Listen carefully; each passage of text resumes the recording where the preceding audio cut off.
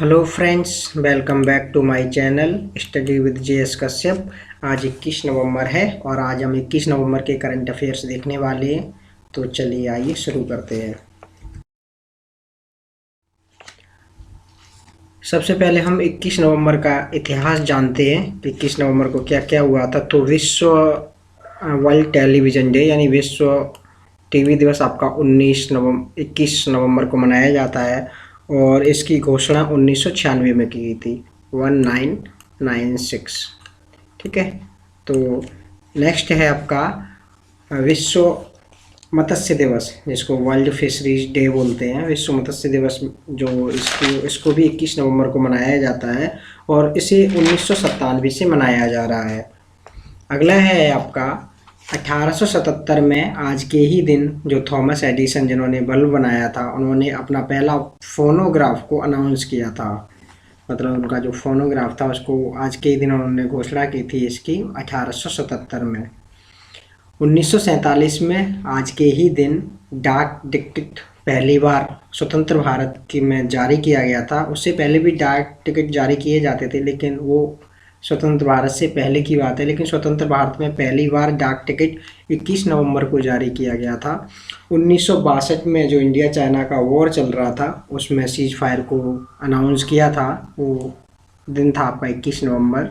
उसके अलावा 1963 में जो इसरो है, हमारा भारत का जो इसरो है, इन्होंने RS-300 MK2 ये रॉकेट है जिसको TERLS शॉर्ट में नाम दिया था। यानी केरल में एक जगह है थुम्बा जो था, एक थुम्बा इक्वेटर आपका रॉकेट लॉन्चिंग सिस्टम, वहाँ से इसको लॉन्च किया गया था। तो और उसके अलावा 1999 में चाइना ने अपना एक अनमेंड यानी मानव रहित स्पेसक्राफ्ट लॉन्च किया था, जिसका नाम दिया था शेनझू या शेंगहाओ बोलते हैं, इसको शेनझू भी बोलते हैं। तो ये कुछ जानकारी थी आपकी 21 नवंबर के बारे में। तो आइए शुरू करते हैं। पहला प्रश्न, विश्व बाल दिवस कब मनाया जाता है? हमारा राष्ट्रीय बाल दिवस हमको पता है 14 नवंबर को मनाते हैं, लेकिन यहाँ पर बात हो रही है विश्व बाल दिवस की। तो आपके ऑप्शन हैं 18 नवंबर, 19 नवंबर, 20 नवंबर या 21 नवंबर। सही आंसर है 20 नवंबर। तो ये आपका परफेक्ट आंसर हो जाएगा 20 नवंबर। तो विश्व जो बाल दिवस है, वर्ल्ड चिल्ड्रंस डे बोलते हैं इसको 20 नवंबर को मनाया जाता है और इसको पहली बार 20 नवंबर 1954 को इसको सेलिब्रेट किया गया था। ये यूनिसेफ जो है, यूनाइटेड नेशंस जो आपका है, इसका एक शाखा है यूनिसेफ, चिल्ड्रन मिशन फंड वाली। तो ये बच्चों के लिए एक्शन के लिए दिन को सेलिब्रेट करता है। इसको राइट ऑफ चाइल्ड यानी बच्चे का जो अधिकार है, इसको शुरू किया गया था, असेंबली को डिक्लेरेशन किया गया था 20 नवंबर 1959 में। और इसी डेट को सिग्निफिकेंट करने के लिए इन्होंने दोबारा सेम डेट को 1989 में इसको अडॉप्ट किया था। किसको? Convention on right of child, यानी जो बच्चे का जो राइट्स हैं बच्चों के, उनको अडॉप्ट किया गया था 1989 में। और तब से 1990 से ये कंटिन्यू वर्ल्ड चिल्ड्रंस डे मनाया जा रहा है। और ये तो आपका हो गया पहला। आपको इम्पोर्टेंट है, आपका 1954 में पहली बार मनाया गया था और 1990 से आपका लगातार मनाया जा रहा है। अगर थीम की बात करते हैं 2022 के, तो इंक्लूजन फॉर एवरी चाइल्ड, ये आपकी इस साल की थीम है। तो जो विश्व बाल दिवस है वो आपका 20 नवंबर को मनाया जाता है। अगला प्रश्न है आपका, हाल ही में किस राज्य ने पहला हाथी मृत्यु ऑडिट ढांचा पेश किया है, यानी एलिफेंट डेथ ऑडिट फ्रेमवर्क? आपको बताना है कौन सा राज्य है। आपके ऑप्शंस हैं उत्तर प्रदेश, तमिलनाडु, महाराष्ट्र या आंध्र प्रदेश। आपका सही आंसर हो जाएगा यहाँ पर तमिलनाडु। तो तमिलनाडु का जो वन विभाग है, आपका फॉरेस्ट डिपार्टमेंट है, उन्होंने इसको इंट्रोड्यूस किया है elephant death and audit framework को। तो इन्होंने सोचा, क्योंकि हाथियों की बहुत डेथ हो रही थी और उसको पता नहीं चल पा रहा था क्या कारण है, तो उसको पूरा निगरानी रखने के लिए उसमें कैमरे वगैरह भी सेट किए जाएंगे और भी बहुत सारी चीज़ मॉनिटरिंग होगी, स्क्रीनिंग होगी उनकी।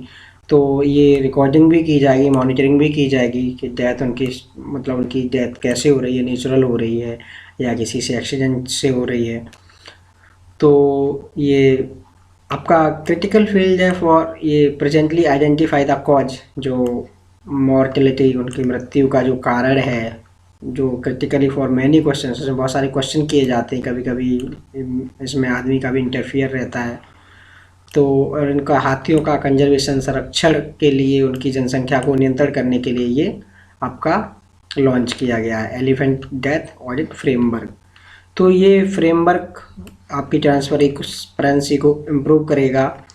और इसमें हुआ क्या था, 131 हाथियों की अभी डेथ हुई थी तमिलनाडु में जनवरी 2021 से लेकर के 15 मार्च 2022 तक, यानी एक साल कुछ 3 महीने की ये डेटा है आपका, 3 महीने से भी कम है।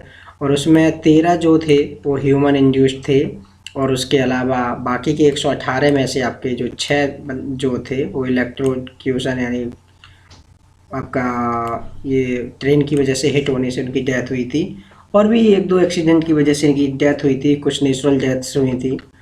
तो इसकी वजह से इनको सबको निगरानी रखने के लिए और उन पर कंट्रोल रखने के लिए इन्होंने एलिफेंट डेथ ऑडिट फ्रेमवर्क शुरू किया है। अगर तमिलनाडु की हम बात करते हैं तो ये साउथ का आपका प्रमुख राज्य और जिसकी राजधानी चेन्नई है। वर्तमान चीफ मिनिस्टर आपके M.K. स्टालिन हैं और गवर्नर आपके हैं R.N. रवि। तो इस प्रकार इस प्रश्न का सही आंसर हो जाएगा आपका तमिलनाडु, यानी एलिफेंट डेथ ऑडिट फ्रेमवर्क जो था पहला, ये पहला है भारत में, इसको तमिलनाडु ने शुरू किया है। अगला प्रश्न है आपका, हाल ही में सिलचर में क्षेत्रीय यूनानी चिकित्सा अनुसंधान संस्थान, शॉर्ट में इसको RRIUM बोलते हैं, RRIUM यानी रीजनल रिसर्च इंस्टीट्यूट ऑफ यूनानी मेडिसिन, इसको किसने लॉन्च किया है? आपको बताना है मनसुख मंडाविया, ऑप्शन है आपके द्रौपदी मुर्मू, स्मृति ईरानी या सर्बानंद सोनोवाल। आपका सही आंसर हो जाएगा सर्बानंद सोनोवाल। तो अभी जो आयुष मंत्री हैं हमारी सर्बानंद सोनोवाल, इन्होंने एक नया कॉम्प्लेक्स को इन्होंने यहाँ पर इनॉग्रेट किया है, जिसका नाम है रीजनल रिसर्च इंस्टीट्यूट ऑफ यूनानी मेडिसिन, यानी शॉर्ट में इसको RRIUM, ये एग्जाम में पूछा जा सकता है, ये आपके लिए इम्पोर्टेंट क्वेश्चन है। और ये कहाँ पर लॉन्च किया है? सिलचर। सिलचर कहाँ पर है? असम में आता है। तो ये जो एरिया है, जो नई बिल्डिंग है, वो एरिया 3.5 एकर्स लेगी, ये मैंने थोड़ा सा एक्स्ट्रा डाल दिया इसमें, और 48 करोड़ से इसका इन्वेस्टमेंट लागत है। और इसको बनाया किसके तहत, किसने डेवलप किया? तो नेशनल प्रोजेक्ट कंस्ट्रक्शन कॉरपोरेशन यानी NPCC ने इसको तैयार किया है, जो कि भारत सरकार का एक इंटरप्राइजेस है। और इसको बनाने के बाद CCRUM को हैंड ओवर कर दिया गया है, क्योंकि वही इसकी कार्य प्रणाली को देखेगी, उसके अंडर में ये काम करेगी। मतलब CCRUM central council for research इन यूनानी मेडिसिन। अगर हम आसाम की बात करते हैं तो आसाम की जो राजधानी, ये नॉर्थ ईस्ट का स्टेट है आपका, राजधानी इसकी दिसपुर हो जाती है। इनके CM जो है हेमंत विश्वा शर्मा हैं, और जो गवर्नर हैं आपके वो जगदीश मुखी जी हैं। तो इस प्रश्न का आपका सही आंसर हो जाएगा, ये मतलब ये इसकी बिल्डिंग है जो हमने दिखाई, जो अभी बात कर रहे थे, रीजनल रिसर्च इंस्टीट्यूट ऑफ यूनानी मेडिसिन यानी RRIUM। तो इस प्रश्न का सही आंसर सर्बानंद सोनोवाल हो जाएगा आपका। तो बाकी मनसुख मंडावी की बात करते हैं तो ये हमारे हेल्थ मिनिस्टर हैं। द्रौपदी मुर्मू वर्तमान में हमारी राष्ट्रपति जी हैं। स्मृति ईरानी ये टेक्सटाइल मिनिस्टर है हमारी, और ये बाल कल्याण की भी मंत्री हैं। अगला प्रश्न है, हाल ही में अमर सरकार पोर्टल किसने लॉन्च किया है? तो आपके ऑप्शन है मध्य प्रदेश, उड़ीसा, मणिपुर या त्रिपुरा। का सही आंसर है त्रिपुरा। तो देखते हैं त्रिपुरा के जो चीफ मिनिस्टर हैं डॉक्टर मानिक साहा, उन्होंने गवर्नमेंट के जो अच्छी गवर्नमेंट को काम करने के लिए केंद्रीय यानी सेंट्रल और स्टेट स्पॉन्सर्ड स्कीम को सबके डोर स्टेप तक, यानी हर बंदे के घर तक, हर मतलब जो आप वहाँ के रहने वाले लोग हैं उनके घर तक पहुँचाने के लिए इस नया पोर्टल लॉन्च किया है, जिसका नाम है अमर सरकार। मतलब इसको हमारी सरकार कहते हैं, अमर, तो वहाँ की लोकल लैंग्वेज के हिसाब से इसका नाम किया गया है। इसमें गवर्नमेंट के 78 डिपार्टमेंट इसके अंतर्गत आपके इंक्लूड किए जाएंगे, जो वेब पोर्टल पर रजिस्टर्ड होंगे। अब इसमें क्या होगा, जो लोग हैं आपकी रजिस्टर कर सकते हैं अपनी प्रॉब्लम्स को, अपनी कंप्लेंट्स को, और जो अधिकारी हैं वो इस पोर्टल के द्वारा उनकी जो समस्याओं को सॉल्व करने में मदद करेंगे। तो ये विलेजेस और विलेजेस कमेटी के लेवल पर काम करेगी। अगर हम त्रिपुरा की बात करते हैं तो त्रिपुरा के जो कैपिटल है आपकी वो अगरतला है। सीएम मैंने बताया था अभी मानिक शाह हैं और इनके गवर्नर सत्यदेव नारायण आर्या जी हैं। तो इस प्रश्न का सही आंसर हो जाएगा त्रिपुरा, यानी त्रिपुरा ने आपका अमर सरकार पोर्टल को लॉन्च किया है। अगला क्वेश्चन है आपका, हाल ही में आर.एल. कश्यप का निधन हो गया। काफ़ी फेमस अच्छा क्वेश्चन हो सकता है आपके एग्जाम्स के लिए। फेमस आपके रिनोन्ड पर्सन थे, वो क्या थे आपको बताना है। मैथमेटिशियन, पॉलिटिशियन, एक्टर और सोशल वर्कर। सही आंसर हो जाएगा आपका मैथमेटिशियन। ये आपके कर्नाटक से और ये मैथमेटिशियन थे। अगला प्रश्न है आपका, who has won responsible tourism global award 2022। आपको बताना है टूरिज्म यानी पर्यटन जो अवार्ड है वो किसने जीता है 2022 का। आपके ऑप्शंस हैं महाराष्ट्र, न्यू दिल्ली, कर्नाटका और केरला। सही आंसर है आपका केरल। यहाँ पर केरला आपका सही आंसर हो जाएगा। तो देख लेते हैं केरला का जो टूरिज्म विभाग है उन्होंने इस अवार्ड को जीता है, और ये जो अवार्ड जीता गया है ये world travel mart held in London, ये लंदन में इनको अवार्ड दिया गया है। और ये क्यों अवार्ड दिया गया है, क्योंकि उन्होंने एक स्ट्रीट प्रोजेक्ट शुरू किया था। इसने मतलब केरला की जो सरकार थी उन्होंने एक स्ट्रीट प्रोजेक्ट शुरू किया था। अगर स्ट्रीट की हम फुल फॉर्म यहाँ पर देखते हैं तो एस से हो जाएगा सस्टेनेबल, आपका टी से हो जाएगा टेंजिबल, आर से हो जाएगा आपका रिस्पॉन्सिबल, ई से हो जाएगा पहली वाली से एक्सपेरिमेंटल और दूसरे से हो जाएगा एथनिक, और लास्ट की जो टी से हो जाएगा टूरिज्म। इसका जो हब लॉन्च किया था 2022 में, इसको इम्प्लीमेंटेशन के लिए इनको ग्लोबल का जो रिस्पॉन्सिबल टूरिज्म ग्लोबल अवार्ड दिया गया है। इसमें आपका कंजर्वेशन जो promote water conservation and protection with public participation, आपको पानी को संरक्षण करने के लिए भी ये इनिशिएटिव है इसके लिए। तो इसमें क्या हुआ है, deepening and cleaning of canals, जो नहरें हैं उनका खुदाई और उनका सफाई, other water bodies takes place promote tourism as Kerala is famous for is. पहले से ही केरला इसके लिए फेमस है आपका। और तो इसको पानी को संरक्षण करने के लिए, उसको मेंटेन करने के लिए अच्छी कंडीशन में वाटर बॉडीज को इनको अवार्ड दिया गया है। तो आपको स्ट्रीट, इसमें दो इंपॉर्टेंट चीज़ें हैं आपको जो याद रखनी है। पहला तो ये अवार्ड का नाम याद रखना है, रेस्पॉन्सिबल टूरिज्म ग्लोबल अवार्ड, और दूसरा आपको ये स्कीम याद रखनी street.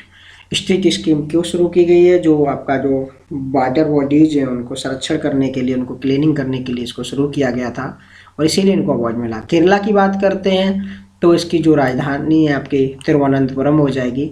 Chief minister P Vijayan यानी पिनरई विजयन है, और यहाँ के गवर्नर है आरिफ मोहम्मद खान। तो इस प्रश्न का सही आंसर हो जाएगा आपका केरला। अगला प्रश्न है आपका, भारतीय संविधान में अनुच्छेद 161। मैंने कहा था आपसे कि हम कोशिश करेंगे कि प्रतिदिन कम से कम एक क्वेश्चन संविधान से लेंगे, तो हम वही सीरीज में क्वेश्चन ले रहे हैं। हम सीरीज में नहीं रहेंगे, हम बीच बीच में जो इंपॉर्टेंट क्वेश्चन हैं उनको ऐड करने वाले हैं। तो article 161 in Indian constitution is related with, आपको बताना है किससे संबंधित है। तो pardoning power of president, pardoning power of governor, power of president to consult supreme court, या इम्पीचमेंट ऑन प्रेसिडेंट। यानी आपको बताना है राष्ट्रपति की क्षमादान की शक्ति है, या आपकी गवर्नर जो आपके राज्यपाल हैं उनकी क्षमादान की शक्ति है, या फिर राष्ट्रपति को ये पावर है कि वो सुप्रीम कोर्ट से सलाह ले सके, या फिर महाभियोग, राष्ट्रपति पर महाभियोग। इस प्रश्न का सही आंसर हो जाएगा पार्डनिंग पावर ऑफ गवर्नर, यानी राज्यपाल की क्षमादान की शक्ति।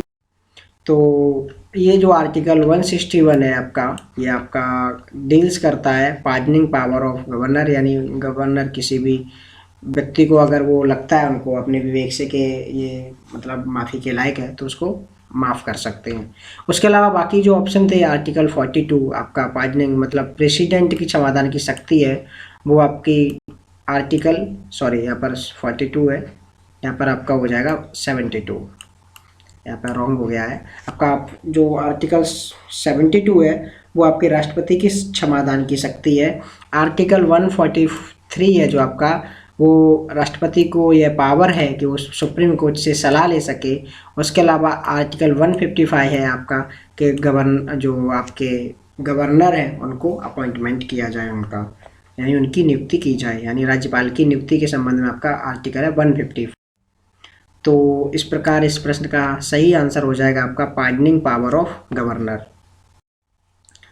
अगला प्रश्न है, अगला न्यूज हम देखते हैं थोड़ा सा। अभी COP 27 जो आपका चल रहा था शर्म अल शेख में, उसमें बहुत सारी मीटिंग्स हुई, बहुत सारी कोविशील्ड वगैरह भी, जो आपका ग्लोबल शील्ड को भी लॉन्च किया गया था प्रोटेक्शन के लिए, मतलब जो गरीब कंट्री है उनको हेल्प करने के लिए। उसी के संबंध में एक लॉस एंड डैमेज फंडिंग को भी शुरू किया है। इसमें जो वल्नरेबल कंट्री हैं, जो कमज़ोर कंट्री हैं और उनको क्लाइमेट डिजास्टर जिसमें आते रहते हैं, उनको जो कम आगे बड़ी जो कंट्री हैं, जो रिच कंट्री है, वो फंड देंगी। तो ये भी इनिशिएटिव लिया गया है, अभी इसको अनाउंस किया गया है। जिस लास्ट दिन में, शुरुआत में ये बात नहीं बन रही थी, लेकिन लास्ट में जो आते आते ये आपका बात बन गया है। तो जो उसके अभी जो UN climate change executive secretary जो थे सिमोन स्टाइल, इन्होंने इसको अनाउंस किया है और उन्होंने बोला कि decade long conversation on funding for loss and damage deliberating over now address impact on communities whose livelihood have been ruined by the very worst impact of climate change. मतलब जो भी इनके लिए फंडिंग किया जाएगा, जो ज़्यादा डिजास्टर हो रहे हैं, जो प्रॉब्लम, जो कंट्री आपकी क्लाइमेट चेंज से ज़्यादा प्रभावित हो रही हैं, उनको जो रिच कंट्री है वो आपका फंड प्रदान करेंगे, जिससे वो उनसे लड़ सकें। और आपका जो पृथ्वी का टेम्परेचर जो हमने सेट किया है, टारगेट किया है, उसको 2 डिग्री से 1.5 डिग्री तक कंट्रोल में लाया जा सके। तो अगली न्यूज़ है जो आपका कतर में फीफा वर्ल्ड कप है वो शुरू हो गया है आपका। इसका संडे को ओपनिंग सेरेमनी किया गया था। काफ़ी अच्छा भव्य मतलब तैयारी की गई थी, काफ़ी अच्छा मनमोहक आपका ये ओपनिंग सेरेमनी थी। और इसमें कुल 32 टीम भाग ले रही हैं इसमें इस बार पर प्राइज़ के लिए, और ये इसका 22वां एडमिशन है। 2022 से 22 याद रख सकते हैं। तो ये और पूछा जाएगा कहाँ खेला जा रहा है, तो कतर में, और कतर की राजधानी पूछ ली जाती है, बहुत बार एग्जाम में पूछी गई है कतर की राजधानी क्या है, तो आपकी कतर की राजधानी दोहा। अगला प्रश्न, अगला न्यूज है आपका, जो स्पेनियर्ड कार्लोस अल्कराज है वो सबसे यंगेस्ट ATP वर्ल्ड नंबर 1 के प्लेयर बन गए हैं। तो आपका इन्होंने जो था, ये सबसे युवा हैं और इन्होंने सबसे पहले ये 32 नंबर पे थे और उन्होंने सितंबर 12 में सीधा 32 पॉइंट को क्रॉस करके सीधा जंप किया था 1 नंबर पे आने के लिए। तो ये काफ़ी मतलब अच्छा क्वेश्चन है कि इनका नाम याद रखना। आपको क्वेश्चन आ सकता है कि ATP वर्ल्ड नंबर 1 प्लेयर सबसे यंगेस्ट कौन है। अगर यंगेस्ट पूछा गया तो आपका नाम आ जाएगा कार्लोस अल्कराज। तो थैंक यू वीडियो देखने के लिए। आपको कोई भी सजेशंस है, आपको किसी नए टॉपिक पे कुछ क्लास चाहिए, आप जैसे मैथ, रीजनिंग या कोई भी सब्जेक्ट्स है, तो आप हमें कमेंट सेक्शन में जाके बोल सकते हैं, आप लिख सकते हैं वहाँ पर। तो मैं कोशिश करूँगा उसके लिए आपके लिए एक नया क्लास उसके लिए ला सकूँ, या किसी पार्टिकुलर टॉपिक पे आप चाहते हैं कि उसके लिए आपको क्लास चाहिए, तो उसके लिए भी आप बोल सकते हैं। हम आपको एक प्रश्न के साथ छोड़े जाते हैं। तो प्रश्न है यहाँ पर, भारत विज्ञान महोत्सव 2023 कहाँ आयोजित किया जाएगा। मैं आपको ये हमने लास्ट वीक में इसको पढ़ाया था। आपके ऑप्शंस हैं न्यू दिल्ली, बेंगलोर, हैदराबाद और जयपुर। जो भी आपको सही आंसर लगता है वो आप कमेंट सेक्शन में दे दीजिए। और अगर आपको वीडियो पसंद आए तो इसको सब्सक्राइब कीजिए चैनल को, इससे हमें भी मोटिवेशन मिलेगा और आपको भी हमारी क्लास नियमित तौर पर मिलती रहेगी। मिलते हैं एक नए वीडियो के साथ, तब तक के लिए नमस्कार, जय हिंद।